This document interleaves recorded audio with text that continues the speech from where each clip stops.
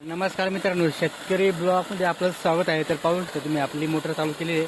तर मोटरचं एकदम धोधं पाणी सोडतंय मित्रांनो. पण विषय असा आहे की लाईट एक 12 भरला का लगेच जाते, एक 12 भरला का लगेच जाते.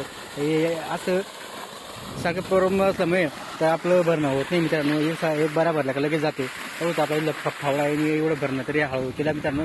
हे पाहू शकतो तुम्ही आपलं गहू पेरलं होतं ते उगलं पण मित्रांनो. पाहू शकतो तुम्ही तर अशा पद्धतीने गहू उगलेले काय उगू राहिला ते म्हणून आपण त्याला पाणी जर लवकर दिलं तर लवकर आणखी जे काही थोडंफार दाणे एका साईडला म्हणा मेरा कोपऱ्याला जर राहिले असतील पोटामध्ये तर ते लवकर उगून जाईल. म्हणून या हिशोबाने आपण पाणी त्याला लवकर देतो गहू पिकाला मित्रांनो.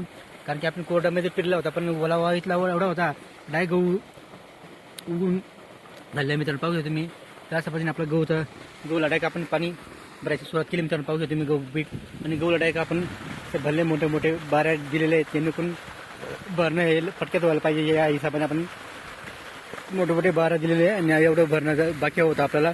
काल पण पुरा झाला नाही कारण की पाणी भरपूर आपल्या विहिरीत सध्या.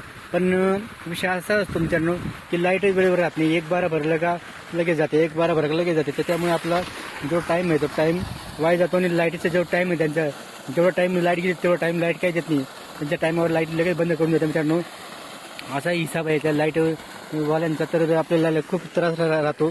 दिवसा जरी असली पाणी लाईटची तरी बी असं सारखं प्रॉब्लेम येतात सारखी लाईट येत जातात.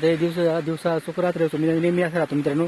म्हणून खूपच त्रास काय काय सीझन चालू असल्यावर शेतकऱ्याला खूप संकटाचा सामना करावा लागतो मित्रांनो.